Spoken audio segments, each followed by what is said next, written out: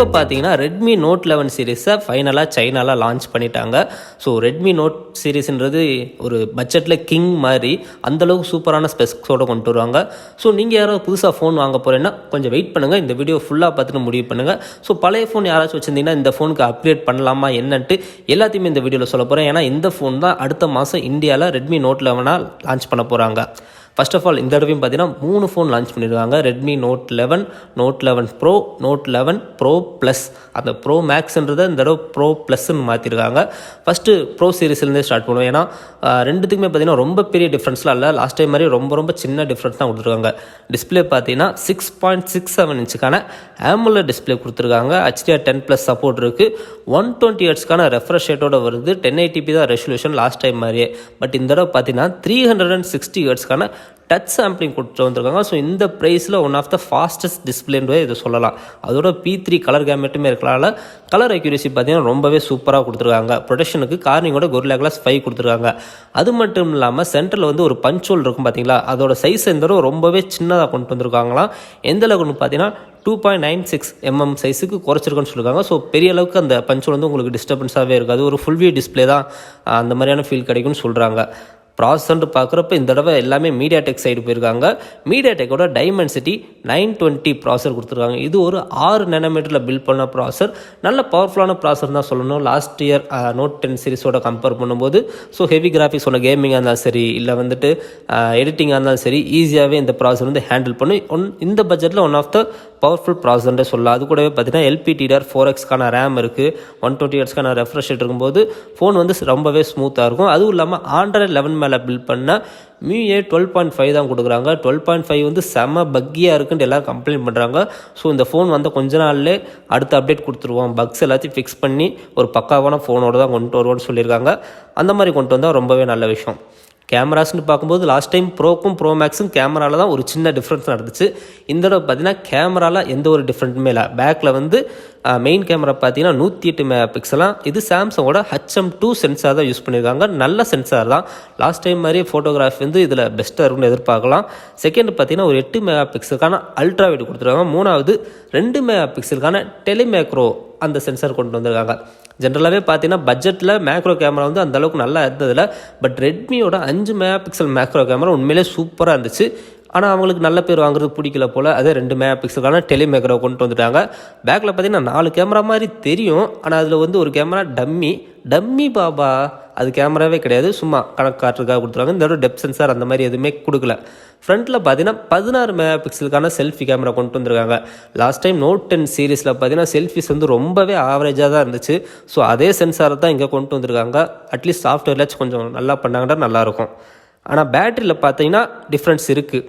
ப்ரோவில் பார்த்தீங்கன்னா, அதாவது note 11 ப்ரோவில் 5160 mAhக்கான battery கொடுத்துருக்காங்க. அதை சார்ஜ் பண்ணுறதுக்கு 67 வாட் ஃபாஸ்ட் சார்ஜிங் சப்போர்ட் கொடுத்துருக்காங்க. லாஸ்ட் டைம் பார்த்தீங்கன்னா நோட் 10ல் 33 வாட் தான் கொடுத்துருக்காங்க. ஸோ இந்த 67 வாட் சார்ஜரை வச்சுட்டு 45 நிமிஷத்தில் 100% சார்ஜ் பண்ண முடியும். ஆனால் நோட் 11 ப்ரோ ப்ளஸில் பார்த்தீங்கன்னா 4500 mAh தான் பேட்டரி கொடுத்துருக்காங்க. ஆனால் பார்த்தீங்கன்னா சார்ஜர் 120 வாட் சார்ஜர் கொடுத்துருக்காங்க. ஸோ இதை வச்சுட்டு வெறும் 15 நிமிஷத்துலேயே 100% வரைக்கும் சார்ஜ் பண்ணலாம். ஆனால் பார்த்தீங்கன்னா இந்த ஃபோனோட டிசைன் வந்து ஃப்ளாட்டான எட்ஜஸாக கொடுத்துருப்பாங்க. எதுக்காக அப்படின்னா இது iPhone 12 சீரீஸில் இருக்கிற மாதிரி தான் கொடுத்துருக்காங்க. இது ஒரு நல்ல டிசைன் தான். ஆனால் மற்ற கம்பெனிஸ் ஏன் இதை ஃபாலோ பண்ணல அப்படின்னு கேட்டிங்கன்னா, இப்போ ஃப்ளாட்டாக கொடுத்தாங்கன்னா ஃபோனோட ஃபீல் வந்து இன்ஹேண்ட் ஃபீல் வந்து அந்தளவுக்கு நல்லா இருக்காது. ஏன்னா பேட்டரி கெப்பாசிட்டி அதிகமாகும் போது திக்னஸ் அதிகமாகும், வெயிட் அதிகமாகும். ஸோ கையில் ஹோல்ட் பண்ணி யூஸ் பண்ணோம்னா சைட்ஸ் வந்து கர்வ்டாக இருந்தால் தான் ஈஸியாக இருக்கும். அதனால தான் பார்த்தீங்கன்னா நிறைய ஃபோன்ஸ் வந்து அந்த ஃப்ளாட்டான எட்ஜஸ் கொடுக்க மாட்டாங்க. ஐஃபோன் கொடுக்குறாங்கன்னா அவங்களோட iPhone 12 பார்த்தீங்கன்னா வெறும் 7.4 mm தான் திக்னஸ். அதோட அவங்க பேட்டரியை பற்றி கவலையே பட மாட்டாங்க. வெறும் 2300 mAh 2500 mAh தான் கொடுப்பாங்க. பட் ஆண்ட்ராய்டு சைடு வந்து பேட்டரி வந்து ரொம்பவே முக்கியன்றனால தான் அவங்க கர்வ்ட் எட்ஜஸ் கொடுப்பாங்க. இங்கே வந்து ரெட்மி வந்து ஃப்ளாட்டான எட்ஜஸ் கொடுத்துருக்காங்க. ஆனால் பேட்டரி எந்த ஒரு காம்ப்ரமைஸுமே இல்லை. 5000 mAh கொடுத்துருக்காங்க. பட் திக்னஸ் பார்த்தீங்கன்னா 8.3 mm திக்னஸ். வெயிட் வந்து 205 கிராம். வெயிட்டு கூட பரவாயில்ல. பட் இந்த திக்னஸ்க்கு ஃப்ளாட்டான ஃபோன் கையில் ஹோல்ட் பண்ணுறதுக்கு எப்படி இருக்குன்னு தெரியல.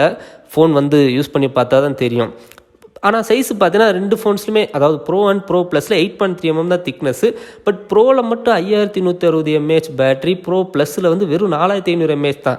எதுக்காக இப்படி பண்ணியிருக்காங்கன்னு பார்த்தீங்கன்னா வேறு ஒன்றும் இல்லை, மார்க்கெட்டிங்காக தான். இப்போ ப்ரோ ப்ளஸில் 120 வாட் சார்ஜர் இருக்குது. அதை வச்சு சார்ஜ் பண்ணால் 15 நிமிஷத்துலேயே ஃபுல் சார்ஜ் ஆயிரும்னு சொல்கிறாங்க. பட் இதே 5160 mAh சார்ஜ் பண்ணோன்னா 20 நிமிஷம் ஆகும். அந்த 20 நிமிஷம் சொல்லக்கூடாதுன்றதுக்காக 15 நிமிஷத்தில் ஃபுல் சார்ஜ் ஆயிரும்னு சொல்லணுன்றதுக்காகவே 4500 mAh கம்மியாக கொண்டு வந்திருக்காங்க. ஸோ ஆனாலும் பரவாயில்ல தான், ஒரு நாள் வரைக்கும் எப்படின்னா கண்டிப்பாக தாக்கு பிடிச்சிரும். ஆனால் அதே சமயம் ஃபாஸ்ட்டாகவும் சார்ஜ் பண்ணிக்க முடியல, அது ஒரு அட்வான்டேஜ் தானே. இது இல்லாமல் பார்த்தீங்கன்னா Wi-Fi 6, Bluetooth 5.2, 3.5mm headphone jack, dual stereo ஸ்பீக்கர்ஸோடு கொண்டு வந்திருக்காங்க. இந்த தடவை அந்த ஸ்பீக்கர் பார்த்தீங்கன்னா JPL டியூன் பண்ணியிருக்காங்க. ஸோ நல்லா இருக்குன்னு எக்ஸ்பெக்ட் பண்ணலாம். எக்ஸ்-ஆக்சிஸ் அதாவது அந்த ஃபீட்பேக் கொடுக்கும் தெரியுமா, ஹாப்டிக் மோட்டார்னு சொல்லுவாங்க, அது வந்து இந்த தடவை இன்னுமே இம்ப்ரூவ் பண்ணியிருக்குன்னு சொல்கிறாங்க. நல்ல விஷயம் தான். பட் ஃபிங்கர் பிரிண்ட் பார்த்தீங்கன்னா இந்த தடவையும் சைடில் தான் கொடுத்துருக்காங்க. AMOLED டிஸ்பிளே கொடுத்துட்டு ஃப்ரண்ட்டில் கொடுத்தா நல்லா இருந்திருக்கும். ஸோ சைடில் கொடுக்குறது எனக்கு அந்தளவுக்கு பிடிக்காது. ஏன்னா பெரிய கிரிப் கேஸ்லாம் போட்டோன்னா அந்த ஃபிங்கர் பிரிண்ட்டில் சரியாகவே நம்ம விரல் உட்காராது. ஸோ இதில் சைடில் தான் கொடுத்துருக்காங்க. இதே Note 11 பார்த்தீங்கன்னா லாஸ்ட் டைம் லான்ச் ஆனால் Note 10 மாதிரியே தான் கொண்டு வந்திருக்காங்க. 6.6 இன்ச்சுக்கான LCD டிஸ்பிளே, 1080p ரெசல்யூஷன், 90 ஹெர்ட்ஸ்க்கான ரெஃப்ரெஷ் ரேட்டு, கேமராஸ்னு பார்த்தீங்கன்னா பேக்கில் வந்து 50 மெகாபிக்சல் மெயின் கேமரா, 8 மெகாபிக்சலான அல்ட்ராவிட், அவ்வளோதான். ஃப்ரண்ட்டில் வந்து அதே 16 மெகாபிக்சலான செல்ஃபி கேமரா, 5000 mAhக்கான பேட்டரி, 33 வாட்க்கான ஃபாஸ்ட் சார்ஜிங் சப்போர்ட் இருக்குது. ப்ராசர்னு பார்த்தீங்கன்னா Dimensity 810, இதுவும் ஒரு நல்ல ப்ராசர் தான். மற்றபடி 3.5 headphone jack, stereo speakers, IR ப்ளஸ்னு எல்லாமே கொடுத்துருக்காங்க. பட் இந்த தடவை பார்த்தீங்கன்னா SD கார்ட்ஸை வந்து ரிமூவ் பண்ணிட்டாங்க. SD கார்ட்ஸ்லாம் இன்னும் யாரும் யூஸ் பண்ணிட்டு இருக்கான்னு தெரில. பட் அந்த மாதிரி யூஸ் பண்ணுறவங்க இருந்தீங்கன்னா கேட்டுக்கோங்க, இந்த ஃபோன்ஸில் அது கிடையாது. ஸோ ஓவராலாக பார்க்கும்போது ரொம்ப நல்ல இம்ப்ரூவ்மெண்ட் தான் சொல்லணும். Note 10 சீரிஸை விட Note 11 சீரிஸ் வந்து நல்லாவே இம்ப்ரூவ் பண்ணியிருக்காங்க. பட் ப்ரைஸ் பார்த்தீங்கன்னா கொஞ்சமாக கூட்டியிருக்காங்க. இப்போ Note 10 சீரிஸோட பேஸ் வேரியன்ட் பார்த்தீங்கன்னா 6GB RAM 128GB pricing 1200 Chinese யுவானுக்கு லான்ச் பண்ணியிருக்காங்க. கன்வெர்ட் பண்ணிங்கன்னா 14,000 ரூபாய்க்கு வரும். இதே Note 11 ப்ரோவோட 6GB RAM 128GB pricing பார்த்தீங்கன்னா 1600 யுவான், அதாவது 18,700 ரூபாய்க்கு வரும். Note 11 Pro Max Pro ப்ளஸோட பேஸ் வேரியன்ட் பார்த்தீங்கன்னா கிட்டத்தட்ட 22,000 ரூபாய்க்கு வரும். ஸோ ப்ரைஸ் கொஞ்சம் கணிசமாக கூட்டியிருக்காங்க. ஆனால் இந்தியாவுக்கு வரும்போது குளோபலாக நவம்பர் மாதம் லான்ச் ஆகுது. இந்தியாவுக்கும் அதே நவம்பர் 2க்குள்ளே லான்ச் பண்ணிடுவாங்க, இல்லை டிசம்பர் ஸ்டார்டிங்குள்ளே வந்துடும். ஸோ இந்தியாவுக்கு வரும்போது கொஞ்சமாக ப்ரைஸ் கம்மியாக இருக்கான சான்சஸ் இருக்குது. ஏன்னா இந்த ஃபோன்ஸ் வந்து இந்தியாவில் அசம்பிள் பண்ண போகிறாங்க, பார்ட்ஸ் மட்டும் தான் சைனாலேருந்து வரும். அப்படி பார்க்கும்போது இப்போ Note 10 சீரிஸே பார்த்தீங்கன்னா 20,000க்கு லான்ச் பண்ணிட்டுருக்காங்க ப்ரோ மேக்ஸு.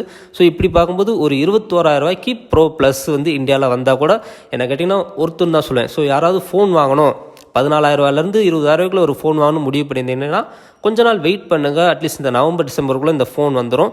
ஸோ இந்த ஃபோன் வாங்குறது உண்மையிலே ஒரு பெஸ்ட்டான ஃபோன். அஃப்கோர்ஸ் இந்த Dimensity ப்ராசஸர்லாம் 5G சப்போர்ட் பண்ணோம். பட் லான்ச் இவெண்ட் வந்து 5G வந்து ரொம்ப பெருசாக அவங்க மார்க்கெட்டிங்கே பண்ணலை.